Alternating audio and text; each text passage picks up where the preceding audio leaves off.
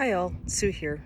So a little while back I shared out on social media that we were getting a Ford F-150 Lightning, and since then I've gotten lots of questions, lots of curiosity, lots of what are y'all thinking, how is this all going to work, what are you doing, how are you charging it, all sorts of things. So I decided that I was going to do a few video blogs like this and kind of share out the whole experience from what's behind our decision and why we're doing it, all through when we get it, and what's the ownership like. So we're going to go through that. So kind of where we're coming from.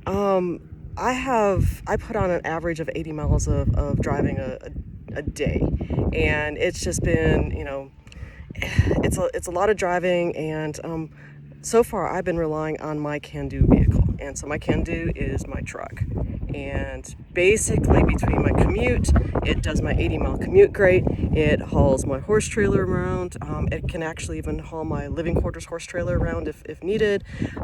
We hook it up to the car trailer every once in a while, we go get hay with it. It is my can-do vehicle. And oh, by the way, I'll just jump in it, go up to South Dakota with almost no notice, and it's easy breezy. It's 800-mile trip. I stop once or twice. I have to stop more than it needs to stop, and I love this truck. It's the best driving experience vehicle I've ever had, and absolutely love it. And I'm gonna miss my can-do vehicle. So since I love my truck so much, why are we doing the Lightning? Why are we going that route? Well, it goes back to my 80-mile round trip every day to work, and I really want to tread more lightly on this earth. And so the truck, the Lightning, got ordered even before the gas prices went up. But right now my daily commute in and out of work is $25 a day. And I have a few tolls in there, but that's about what I'm running. And my Ram gets close to 20 miles per gallon if I drive it conservatively. So not always doing that. Sometimes traffic and road rage gets to me. So part of that was I just wanted to tread more lightly. I know people are going to go, well, you're doing an EV, if you're plugging into the grid, that's going to be dirty power too. We have every intention of going full solar here, being able to supply almost enough power for the entire house and barn and shop and everything, and being able to feed some into the grid so we can charge the EV at night. So that's our overall plan. We were really close to doing that, but we bought land, and we have 40 acres of hayland about an hour 15 minutes west of here. So that's another round of driving that we do every weekend to go check on the land and do work out there. So we're just trying to figure out how all this is going to work.